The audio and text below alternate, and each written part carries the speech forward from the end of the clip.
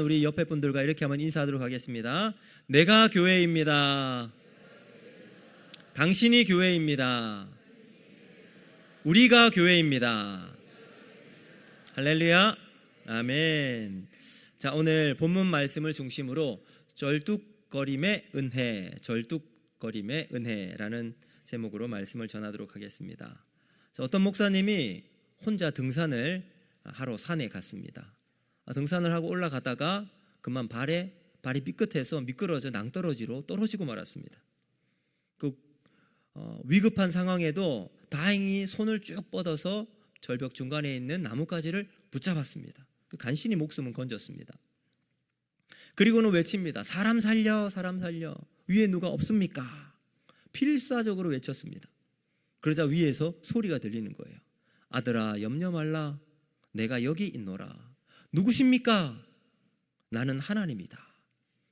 그러자 이 목사님이 다급하게 소리를 지릅니다. 하나님, 저를 이 위험한 상황에서 구원해 주신다면 평생 내 목숨 다하여 주님 위에 목숨을 바치겠습니다. 그래? 그러면 내가 하는 말 네가 다 순종할 수 있겠니? 시키는 대로 하겠니? 당연하지요, 하나님. 그러면 네가 잡고 있는 그 가지를 놓아라. 목사님이 깜짝 놀랍니다. 하나님, 이 가지 놓으면 제 죽는데요. 놓아라. 그러다가 이 목사님이 아무 말이 없어요. 잠시 침묵을 하더니 이윽고 이렇게 소리를 칩니다. 혹시 위에 다른 분 안 계십니까? 이 목사님 믿음이 있는 사람일까요? 없는 사람일까요? 여러분, 우리가 웃으면서 하는 이야기지만 사실은 이게 우리의 모습일 수 있습니다. 우리가 하나님 믿잖아요, 그렇죠? 예배도 드리고 기도도 하고 하나님을 신뢰합니다. 그런데 정말 중요한 결정적인 순간 우리는 하나님의 말씀이 아니라 내 판단과 결정대로 살아갈 때가 많이 있습니다. 그러면 우리는 어떻게 하나님을 붙드는 믿음으로 살아갈 수 있는가? 오늘 말씀을 통해서 두 가지를 살펴보며 은혜를 나누고자 합니다. 첫 번째, 홀로 있을 때 하나님을 만난다라는 사실입니다. 오늘 우리가 야곱에 대해서 쭉 살펴보고 있습니다. 여러분, 야곱은 전형적인 자기 힘을 의지하며 살아가는 대표적인 사람이잖아요. 머리가 비상해요. 방법도 아주 좋습니다. 계산도 얼마나 빠른지 모릅니다. 그리고 일할 때 열정과 아무튼 성취하는 일도 아주 잘해요. 그리고 하나님께 기도도 하고요. 하나님을 만난 체험도 있습니다. 그런데 중요한 것은 결정적인 순간이 되면요, 하나님 믿음이 아니라 자기가 판단한 대로 결정한다는 거예요. 우리가 지난 시간 외삼촌 라반과 이제 문제를 어쨌든 다 해결하고 정리를 했어요. 그리고 이제 외삼촌 라반과 야곱 사이에 언약을 맺습니다. 야곱이 라반에 있는 그쪽은 침범하지 않고 라반도 야곱이 있는 곳으로 오지 않겠다라고 딱 언약을 체결합니다. 그리고는 고향으로 돌아가는 길에 뜻밖의 소식을 듣게 되죠. 형 에서가 400명의 군사를 데리고 야곱에게 온다는 거예요. 야곱이 이제 급하게 이 일을 어떻게 할까? 그래서 자기가 함께하고 온 무리들을 두 때로 나눕니다. 사람과 재산을 두 부분으로 쭉 나누어요. 그리고는 가축을 선물로 1차, 2차, 3차에 보냅니다. 그리고 아내와 자식을 먼저 강 위로 이제 보냅니다. 모든 것을 다 떠나보내고 난 다음 야곱은 홀로 남아 있습니다. 성경은 이 부분을 아주 짧고 무거운 한 문장으로 우리에게 말씀하고 있어요. 24절 상반절을 보시면 이렇게 말합니다. 야곱은 홀로 남았다니. 여러분, 지금 야곱은 아무것도 없어요. 자기에게 남아있는 것은 두려움. 형 에서가 온다는 것 자체가 두려움이었고요. 그래, 형이 왔을 때 대면하고 난 다음 어떻게 대처해야 되는가? 현실적인 두려움이 있었습니다. 야곱이 홀로 보내는 그 밤은 그야말로 절망의 밤이요, 모든 것이 끝날 것 같은 두려움의 밤이었습니다. 그러나 여러분 기억하시길 바랍니다. 야곱의 인생에 있어서 가장 결정적인 순간은 바로 그 밤에 시작되었다는 겁니다. 사랑하는 성도 여러분, 우리의 인생에도 이런 밤이 찾아올 수가 있습니다. 사람으로도 안 되고 능으로도 안 되고 힘으로도 안 될 때 내 머리와 내 재산으로 더 이상 안 되는 밤이 찾아올 수 있습니다. 그런데 바로 그 밤은 우리의 인생이 끝나는 밤, 두려움과 절망의 밤이 아니라 하나님을 만나는 은혜의 밤이 되기를 주님의 이름으로 축복합니다. 그래서 이 야곱이 홀로 남았더니 라는 말은 하나님께서 야곱을 만나기 위한 하나님의 준비라는 것을 기억하셔야 합니다. 자, 이제 어떤 일이 일어나고 있는가? 24절 그 다음을 보시면 이렇게 말합니다. 어떤 사람이 날이 새도록 야곱과 씨름하더니. 여러분, 여기에 어떤 사람은 누굴까요? 하나님이세요. 하나님이 야곱을 찾아오신 겁니다. 그런데 놀라운 점은 하나님이 야곱을 찾아오셨는데 대부분 우리가 하나님을 만날 때는 하나님이 말씀으로 임하든지 아니면 꿈으로 나타나든지 환상으로 나타나든지 아니면 기적을 통해 우리를 만나 주실 겁니다. 그런데 하나님 오늘 야곱을 어떻게 만나러 오시냐면 씨름하면서 만나러 오세요. 씨름으로 야곱을 만나시는 거예요. 그러면 이런 의문이 들 수 있겠죠. 하나님은 왜 야곱과 씨름하면서 만나실까? 여러분, 야곱의 인생을 쭉 살펴보면 야곱은 인생 자체가 씨름이었습니다. 평생 누군가를 붙잡고 씨름하는 인생이었습니다. 야곱은 태어날 때부터 뱃속에서 형 에서와 씨름했잖아요. 그리고 태어날 때도 형의 발꿈치를 붙잡고 태어난 인물입니다. 그리고 형의 장자권을 빼앗기 위해서 씨름했고요. 아버지를 속이는 데 씨름했고 외삼촌 라반의 집에서 20년 동안 아둥바둥하며 씨름하며 살았습니다. 그는 늘 붙잡는 인생, 계산하고 싸운 씨름했던 사람이었습니다. 그래서 하나님은 야곱의 인생의 키워드인 씨름이라고 하는 삶의 언어로 찾아오시는 거예요. 야곱아, 너 평생 씨름하며 살았지. 그럼 이번엔 나와 함께 씨름해보자. 하나님의 이 모습이에요. 그럼 여기에서 우리는 중요한 영적인 인사이트를 받을 수가 있습니다. 하나님은 우리를 이해하시는, 우리가 이해하는 방식으로 찾아오신다는 겁니다. 야곱이 씨름하는 인생으로 사니까 씨름의 방식으로 찾아오셨죠. 모세에게는 어떻게 찾아가셨어요? 광야에서 양치는 목자로 살 때 광야에 있었던 떨기나무에 불타는 모습으로 하나님이 모세를 만나십니다. 여호수아는 전쟁터에서 군대 장관으로 하나님이 만나 주십니다. 야곱에게는 씨름하는 사람으로 만나 주시죠. 그러니까 우리 하나님은 우리를 가장 잘 아시는 분이십니다. 그래서 우리가 익숙하고 우리의 인생 자체를 표현하는 그 행동 언어로 우리를 만나시는 분이시죠. 여러분, 오늘 우리의 삶의 자리, 여러분의 직장에서, 여러분의 가정에서 우리의 삶의 자리에서 하나님 만나시는 우리의 삶이 되면 좋겠습니다. 자, 여러분, 야곱은 지금까지 하나님을 많이 만났습니다. 여러 번 경험했어요. 베델에서도 만났고요, 하란에서도. 여러분, 이 새끼를 뵐 때 하나님은 야곱에게 아롱진 것 점 있는 새끼만 딱 나게 해주셨죠. 하나님을 그때 또 만났습니다. 그런데 문제는 위기가 오면 금방 야곱이 옛사람으로 돌아간다는 거예요. 왜 그럴까요? 야곱이 지난번에 기도했던 것처럼 그 기도의 내용을 보면 알 수 있어요. 하나님을 만났던 야곱이 이렇게 기도하죠. 아브라함의 하나님, 이삭의 하나님. 하나님에게는 할아버지와 아버지 하나님만 있어요. 정작 자기가 만난 하나님은 없었던 야곱이었습니다. 나의 하나님은 되지 않았기 때문이죠. 그래서 하나님은 야곱을 홀로 두신 겁니다. 사람도 없고 재산도 없고 의지할 그 어떤 것도 없는, 아무것도 통하지 않는 자리로 하나님이 남겨두신 거죠. 왜 그렇게 남겨두실까요? 그래야 하나님 붙들기 때문입니다. 여러분, 우리 인생도 그렇지 않습니까? 하나님은 종종 우리를 코너로 몰아가실 때가 있습니다. 사람도 소용없고 돈도 소용없고 재산도 소용없는, 내 힘도 통하지 않는 자리로 하나님 우리를 막 몰고 가세요. 이유는 단 하나입니다. 하나님이 우리를 만나기 원하시기 때문입니다. 사랑하는 성도 여러분, 혹시 지금 여러분의 삶 속에 야곱처럼 홀로 남아있는 인생의 밤을 경험하신 분이 계십니까? 붙들고 있었던 것이 끊어지고 사람의 도움도 받지 못하고 내 방법이 다 막혀있는 인생처럼 느껴지신 분이 계십니까?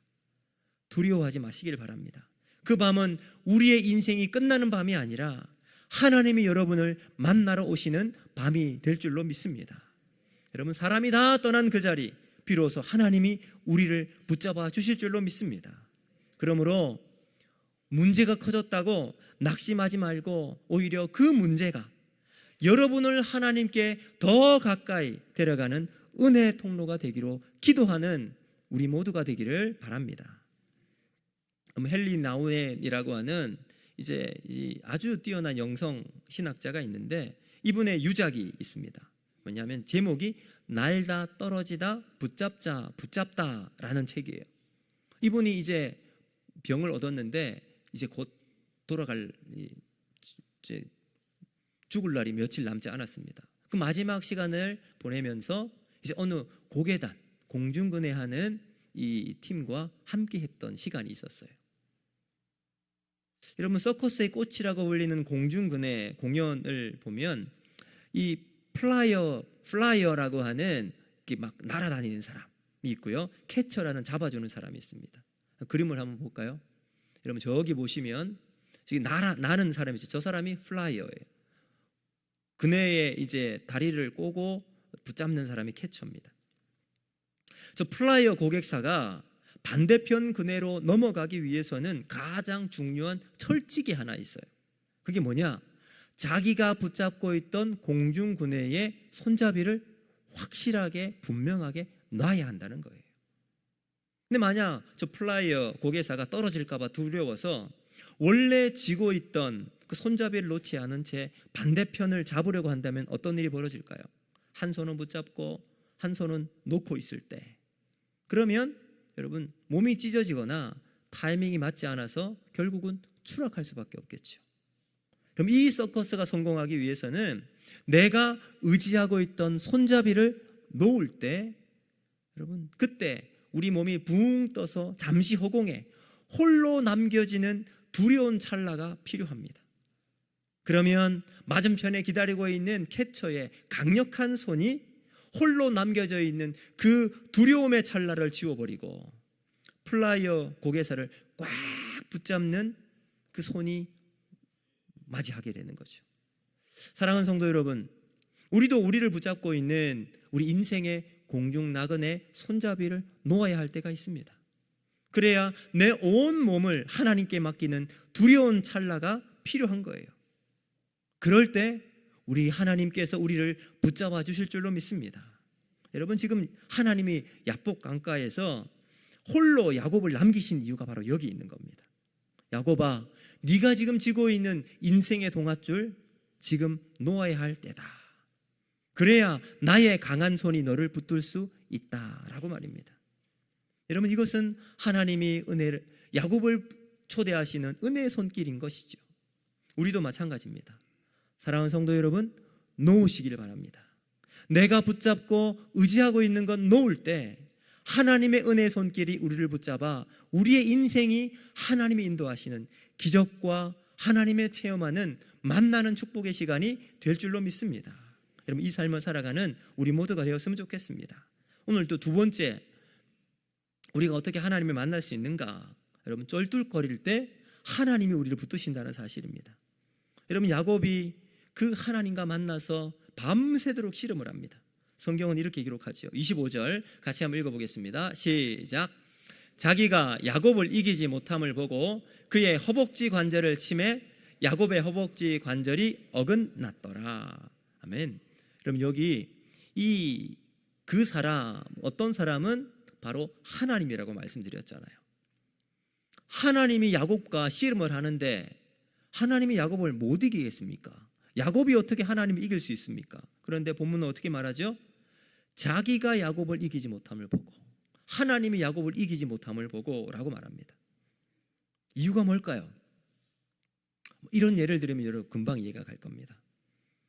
어린 아이가 있는, 특히 이제 아들이 있는 집에선 아빠와 아들이 집에서 씨름할 때 있잖아요. 그러면 아들과 이제 아빠가 막 씨름을 해요. 그러면 대부분의 아빠들이 이 씨름에서 이길까요? 질까요? 이긴다고 생각하시는 분, 진다고 생각하시는 분. 대부분의 아빠는 져요. 왜요? 그래야 아들이 기뻐하니까. 만약 이 아들을 이기는 아빠는 아빠의 자격이 없는 사람일 겁니다. 아버지는 아들과 같은 눈높이에서 놀며 뒹구는 거예요.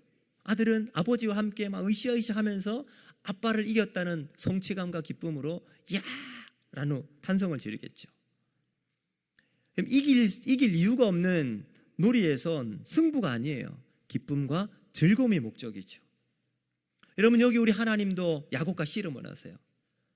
하나님은 왜 이기지 못하겠어요? 이길 수 있죠. 그러나 여기서 이기지 못한다고 표현하고 있습니다. 여러분, 이게 바로 하나님의 사랑인 거예요. 그리고 여기 보시면 이 하나님께서 야곱의 허벅지 관절을 쳤다라고 했잖아요. 허벅지 관절은 이제 우리 고관절이라고 생각하시면 되고요. 여기 쳤다라고 하는 단어는 히브리어로 나가라는 단어입니다. 나가라는 뜻이 아니라 나가라고 하는 히브리어 단어입니다. 영어로 이야기하면 터치예요. 터치. 그러니까 여러분, 세게 때리는 hit이 아니라 터치예요. 그러니까 하나님께서 야곱의 이 고관절을 살짝 만졌습니다. 그러니까 하나님이 야곱을 힘으로 눌러 이긴 것이 아니라 살짝 만졌어요. 그런데 어떤 일이 벌어집니까? 야곱의 고관절이 어긋났다, 부러지게 됩니다. 여러분, 이 장면은 너무나도 중요한 의미를 가지고 있어요. 하나님이 정말로 야곱을 이기려고 했다면 그 순간 그냥 쓰러뜨릴 수 있었겠죠. 그러나 하나님 그렇게 하지 않으셨어요. 목적이 뭐냐? 이 씨름의 목적은 이기기 위한 것이 아니라 야곱의 변화에 있기 때문입니다. 하나님은 야곱의 생명을 치지 않으셨어요. 대신 야곱이 의지하고 있는 그 힘을 치신 거예요. 야곱이 이 끈질긴 자아의 힘, 그 교만의 힘을 하나님이 치신 거예요. 야곱 인생을 보세요. 평생 자기 힘 의지했어요. 자기 지식, 자기 머리, 자기 재산 의지했습니다. 방법을 해결하고 상황을 조정하며 인생을 그렇게 살았던 야곱이었습니다. 그런데 하나님이 그 야곱 인생의 중심을 탁 치는 겁니다. 이제 네 힘으로 살았던 인생을 끝내야 할 때가 되었다. 사랑하는 성도 여러분, 하나님은 종종 우리의 삶에도 우리의 힘의 근원을 만질 때가 있습니다. 내 능력, 내 자신감, 내 자존심, 내 계획, 하나님 이것을 만질 때가 있습니다. 하나님 왜 우리를 만지실까요? 그걸 왜 건드리실까요? 우리를 망하게 하기 위한 것이 아니라 우리가 하나님께 붙들려 있게 하기 위함이라는 사실을 믿으시길 바랍니다. 근데 이 다음에 더 놀라운 장면이 일어나요. 이제 야곱이 이 고관절 뼈가 어긋나게 되잖아요. 부러지잖아요. 그럼 어떤 일이 일어납니까? 여러분, 나이가 들게 되면 제일 위험한 거 두 가지가 있다 그러죠. 하나는 이제 폐렴이 걸리거나 두 번째는 고관절이 다치는 것. 그러면 일어날 수가 없으니까, 힘이 없으니까 계속 이제 침대에만 있어야 되는 거예요. 힘이 없잖아요. 근데 야곱이 고관절이 이제 위골이 됩니다. 부러져 더 이상 힘을 쓸 수가 없는데 야곱이 어떻게 하는지 보십시오. 26절 말씀 같이 읽습니다. 시작. 당신이 내게 축복하지 아니하면 가게 하지 아니하겠나이다. 어떻게 하고 있어요? 여러분, 야곱이 그 하나님의 바지가랑이를 붙들고 꼭 놓지 않고 있습니다. 그 사람을 붙들고 놓아주지 않고 있습니다. 여러분, 이 씨름은 더 이상 힘의 씨름이 아니에요. 생명을 건 기도의 싸움이 됩니다. 야곱은 이 씨름을 하면서 마침내 깨닫게 된 거예요. 내 힘으로는 살아갈 수 없구나. 내 잔머리, 내 기산으로 이 내 인생을 해결해 나갈 수가 없다. 그래서 야곱이 마지막 하나님께 매달리고 있는 거예요. 하나님, 당신이 나를 축복하지 아니하시면 내 인생은 끝난 인생입니다. 고관절이 부러지고 나서야 야곱은 자신의 무능함과 하나님의 전능하심을 철저하게 붙잡고 살아갈 수 있게 되었습니다. 바로 여기에 야곱 인생의 중요한 전환점이 생기게 됩니다. 여러분, 우리가 하나님을 진짜 붙드는 순간이 언제일까요? 내가 힘이 많고 능력이 많을 때, 물론 그때도 될 수 있지만 대부분 우리는 내 힘이 다 빠져 있을 때, 내가 무너지는 그 순간 우리는 하나님을 붙들 때가 참 많습니다. 여러분, 우리가 이번 한 주도 살아가는 동안 내 힘으로 하나님 붙드는 것이 아니라 내 힘이 다 빠지고 하나님을 붙드는 삶이 되기를 주님의 이름으로 축복합니다. 여러분, 이것이 우리 인생의 전환점이 되어지고 날마다 하루하루 하나님께 붙어있는 삶의 전환점이 되는 우리의 삶이 되기를 바랍니다. 자, 그리고 난 다음 하나님이 야곱에게 질문을 합니다. 네 이름이 무엇이냐? 그러자 야곱이 이렇게 대답을 하지요. 27절 말씀 같이 한번 읽습니다. 시작. 그 사람이 그에게 이르되 내 이름이 무엇이냐? 그가 이르되 야곱이니이다. 아멘. 자, 여러분, 우리가 지금 야곱을 쭉 살펴보고 있는데 지금까지 야곱이 자기의 이름을 다른 사람에게 소개한 적이 있었던가요? 자기의 이름을 묻는 자리에서 한 번도 자기 이름을 나는 야곱입니다 라고 대답한 적이 없어요. 이제 아버지의 축복을 받기 위해서 아버지를 속이러 들어갔잖아요. 그때 아버지가 물어요. 창세기 28장 18절을 보시면 이렇게 얘기합니다. 야곱이 아버지에게 나아가서 내 아버지 하고 부르니 이르되 내가 여기 있노라. 내 아들아 너는 누구냐? 우리 같이 읽습니다. 시작. 야곱이 아버지에게 대답하되 나는 아버지의 맏아들 에서로 소이다.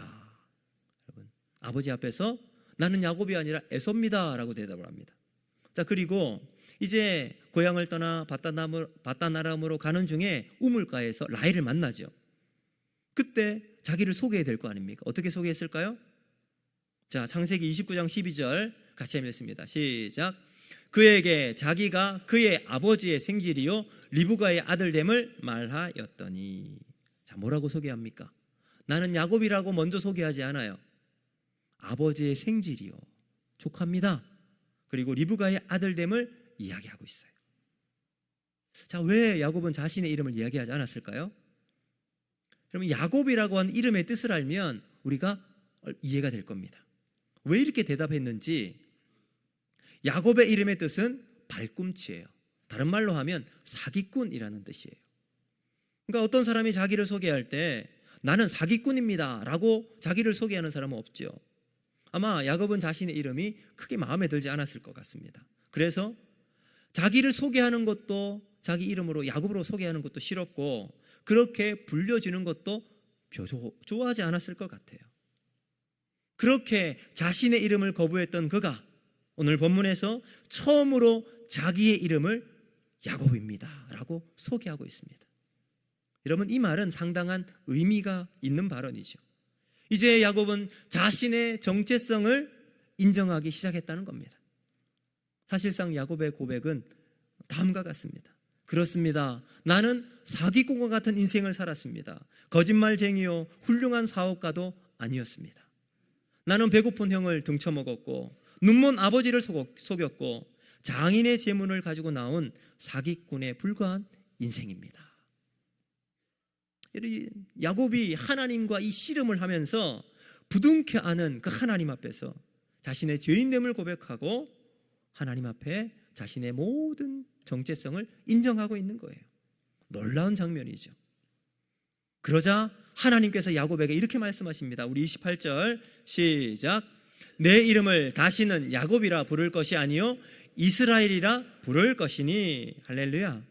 여러분, 하나님이 야곱에게 새 이름을 주십니다. 그 이름이 뭐예요? 이스라엘. 이스라엘의 뜻은 여러분 하나님과 겨루어 이긴 자라는 뜻입니다. 여러분, 이름이 바뀐다는 것은 자신의 정체성이 바뀐다는 거예요. 사랑하는 성도 여러분, 하나님은 야곱의 과거를 문제 삼지 않으시고 정지하지도 않으세요. 오히려 승리자라고 하는 뜻의 이스라엘이라는 새 이름을 주십니다. 그리고 그의 존재를 완전히 새롭게 빚어주시죠. 그리고 성경은 이 아름다운 이야기의 결말을 이렇게 묘사합니다.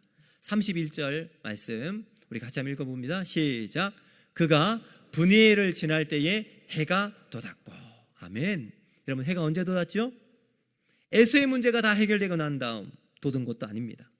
캄캄한 절망 속에서 하나님을 대면하고 난 다음 찬란한 해가 떠올랐다는 거예요. 여러분, 이것이 신앙의 중요한 원리입니다. 여러분, 인생의 아침은 문제가 사라지고 난 다음 떠오르는 것이 아니라 하나님을 만나고 난 다음 인생의 해가 떠오르게 될 줄로 믿습니다. 여러분, 우리의 인생의 아침을 만나기 위해선 문제 가지고 씨름하는 것이 아니라 하나님을 만나는 은혜를 사모하며 살아가는 삶이 되어야 한다는 거예요. 여러분, 오늘 우리가 예배를 드리고 하나님 앞에 우리의 삶의 문제 가지고 기도하는 것이 아니라 하나님을 만나는 소망과 그 은혜로 살아가는 저와 여러분이 되기를 주님의 이름으로 축복합니다. 자, 그런데 성경은 이 벅찬 감격의 순간에 아주 현실적인 한 문장을 덧붙입니다. 31절 하반절 말씀입니다. 우리 같이 읽어볼까요? 시작. 그의 허벅지 관절로 말미암아 절었더라. 여러분, 아침 해가 떠올랐어요. 근데 야곱은 절뚝거립니다. 하나님을 만났던 야곱이라면 하나님이 야곱을 절뚝거리게 만들었잖아요. 그러면 모든 문제를 하나님 다 해결해 주시면 좋을 텐데, 새로운 인생이 시작되면 모든 것이 다 해결되고 딱 출발하면 얼마나 멋지겠습니까?